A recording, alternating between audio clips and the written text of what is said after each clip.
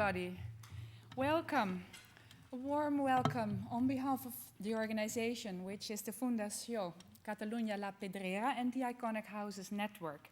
Welcome at the third conference, the third international conference, Iconic Houses Conference. And we are very happy to be here in La Pedrera, in the heart of Catalan modernism. Today, you will get a crash course about the latest developments in this region, not only Spain, but also in the countries that surround the Mediterranean. Let me see. We have been very fortunate to find in La Pedrera a partner to organize this day for you. Last year we were at the Victoria and Albert Museum in London, and before we started our career in conferences in Palm Springs in the United States. But La Pedrera has, of course, it is a house, but it also has these wonderful facilities with this auditorium, so it makes it very convenient to host all of you, and we are happy with the team we worked with. It was an amazing team, very dedicated and professional, and above all, passionate. We have also an impressive lineup of speakers for you. We decided to have a lot of speakers representing many different houses because we wanted to give you the overview of what's going on. There's so many houses that are new on the scene that we thought we give you all this information on one day and inspire you for further research and visiting them. And today in our audience we have almost 50 houses presenting, almost 50 people presenting these iconic houses. So we have a very diverse audience from all over the world. We have 17 different nations here. In your bag, you find a reader. We prepared a reader for you. The program is in it, but also interviews with all the speakers. So we won't have long introductions. You can read all about their backgrounds and the interviews. So to give you more information about them. And to give you a little bit of background about the Iconic Houses Network, because our members are here, they know all about it, but I see also a lot of new faces who might not be so familiar with our short history. And so a little bit of background about the Iconic Houses Network. The idea began in 2008, and I started to research houses around the world from the 20th century that were open to the public as a house museum. I researched this between 2008 and 2011. Then I met with the director of the Alvar Aalto Foundation, and she thought, like me, that it would be interesting to connect all the directors of these houses, and set up a network, a professional network where people can share best practices, but also to have a public website so travelers and people interested in architecture could find all these houses. In 2012, we developed the website and we launched it in Los Angeles at the Schindler House. And without having any budget, we have since then a lot of free publicity. Well, first I'll show you the people behind the network. There's an organizing committee with Iveta Cherna, the second from above. She's here today, the director of Villa Tugendhat. Kimberly Meyer, director of the Mack Center in Los Angeles, the house designed by Rudolf Schindler. Then Susanna Pettersson, she was director of the Alvar Aalto Foundation, now director of the Atheneum Art Museum in Helsinki. And Linda Wagoner, director of Falling Water by Frank Lloyd Wright. But in the 2 years of our public existence, we were happy to have a lot of publicity. So we've been really working hard to get the word out that we exist and to get the Iconic Houses website on the radar of everyone. We even made it to the top 5 of Google-based architecture maps. The website is in fact a collection of houses that are member of our network, But the added value of this website is that it is a central directory online for travelers to find interesting destinations. But it is also interesting for the houses that team up with the network that they show that they exist, because there are so many more houses than you might think, and you can all find them here listed by the name of the house or by the name of the architect. But it is more than a directory. The existence of the website also stimulates people from all over the world to share their knowledge with us. So a lot of information comes to the network, and we can connect people and we can inform them on many different things that could be beneficial for them. There are now 120 houses listed on the site, and we are talking with many more houses. So I expect that in 2015 we have 150 houses listed. We had 130,000 visitors in 2 years' time, of which 90,000 were unique visitors. Our ambition is that we would like to list, of course, all houses in the world from the 20th century that are open to the public. And I think in the end, because it is a quite small niche of museums, I think there may be not more than 200 and 250. But we see that there are many new houses on the scene. I'll show you a few later on. So maybe it is a very popular kind of museum. So maybe it will grow much more in the future. So where the website is a sort of static collection, once in a while new house is added. Our Facebook is interactive, and we share news from all our members' houses. And all other related info we just come across during our research. So here, if you're really interested in what's going on, all the talks, all the special openings, concerts, you can find it on our Facebook. And we have about 4,000 page views a week. We also want to deepen the knowledge about these houses. For instance, we have these lectures about iconic houses. Some of them are here today. Tim Benton lectured about the Cabanon of Le Corbusier. He will be later on in our program. So we want to educate the visitors of our website. We want to educate our members. And for the members, we have a special area where we share documents about house museum practice. There are notes from our directors' meetings. There is a forum in the near future with Q&A. So it really stimulates the curators, the directors, the custodians, or owners of these houses to share their knowledge. We would like to play a role in professionalizing the sector and stimulate the interest in the houses through a central PR and marketing strategy. In the end, we might be able to also play a role in preventing iconic houses from demolition. I told you that all information is coming to the Iconic Houses Network. For instance, the Getty Center in Los Angeles contacted us and asked us to share with you that there is a recent program with grants for 20th century iconic architecture. It's very nice that of the 10 first buildings that have been given a grant, there are 3 houses, and they are all member of our network. For instance, the Roby House got a grant from $50,000, and it will be used to make a maintenance plan for the house, and this maintenance plan can then be exemplary for other Frank Lloyd Wright structures. One of the other houses that received a grant is the Eames House in Los Angeles, also to make a conservation management plan. And the apartment of Le Corbusier in Paris received a grant. So this sort of information, we can help our members to stress that this is there and that might help them in the future. Here are some facts and figures.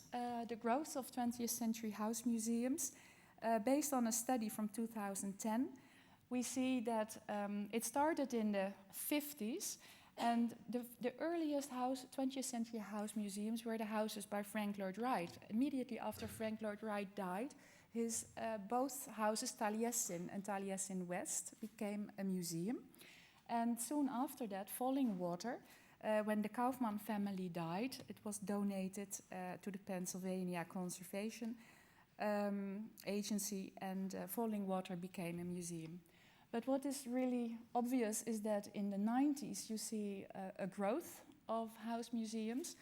And for instance, in the 1985 to 1990, the Rietveld Schröder House in Utrecht became a house museum, the Villa Savoie, Casa Barragan, and the Eames House. Then between 1990 and 1995, the Aalto houses, Villa Tugendhat and the Schindler House became house museums. And many of these, there are 7 house museums listed also as UNESCO heritage, and that was also in the 90s.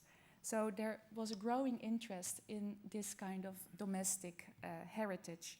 Between 1995 and 2000, La Pedrera, the Roby House, and Casa Batlló became a house museum. And now, between 2010 and 2015, I made a quick scan in our members and within my own research of the past years. And we see amazing growth until more than 30. It doesn't even fit here on the screen.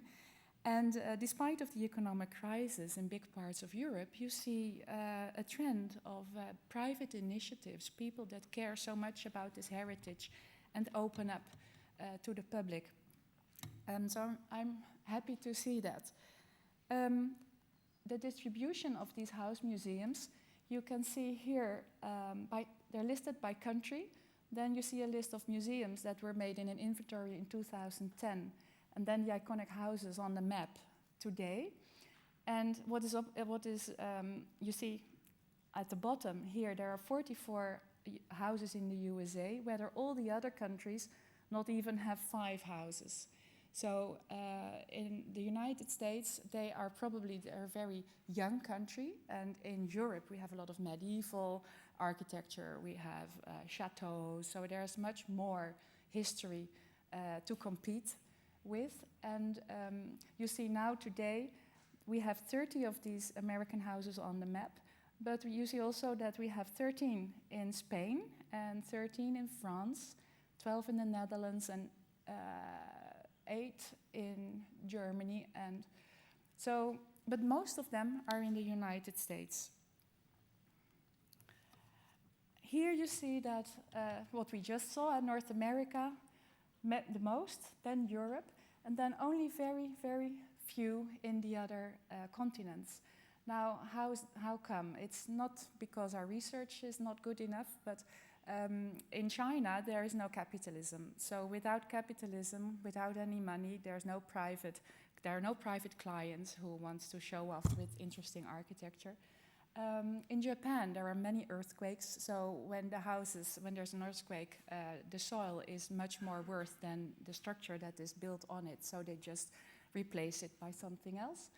And but I know that in South America there must be many more, so there is really a lot to find out. But communication between South America is quite hard, but we want to do more effort to get these houses on the map as well. In the quick scan I just mentioned, these are those 30 houses. Many of them are here today. I will briefly show them so you have a visual image of them. This is Casa Broner on Ibiza by Erik Broner. This is Canlis, the house by Jorn Utzon at Mallorca.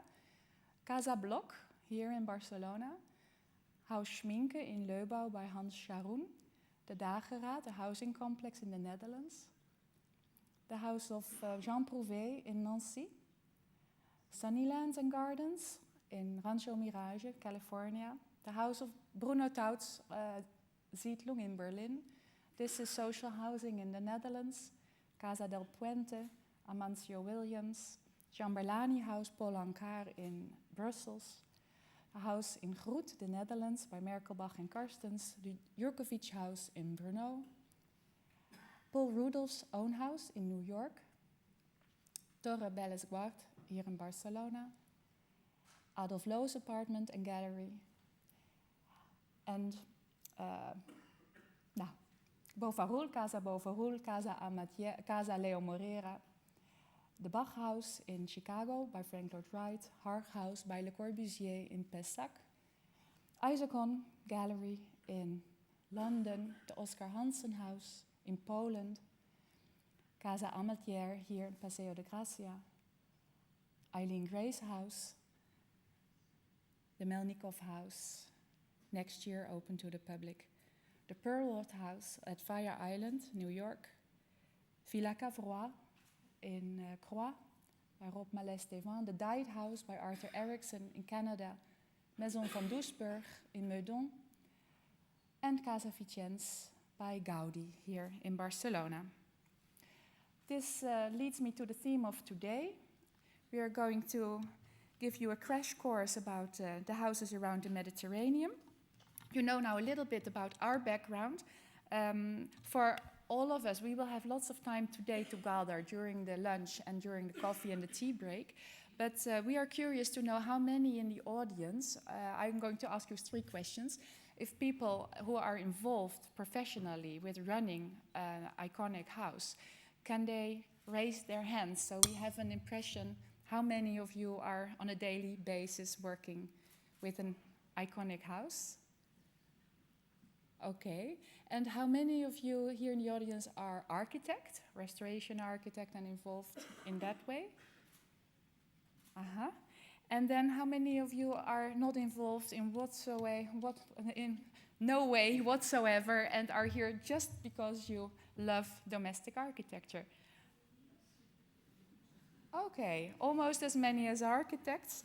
The one thing we all share is the passion for this domestic heritage, and for the professionals this day will be a day of peer learning and inspiration, and for the interested attendees a look behind the scenes.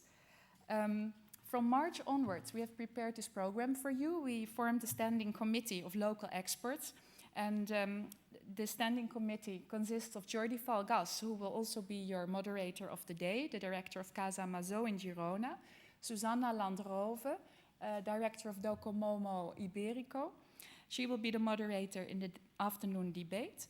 Santiago Alcolea Blanche, he will be your keynote speaker and introduce the whole theme to you in the morning. And we have been digging here in Spain and the other Mediterranean countries what we could show you.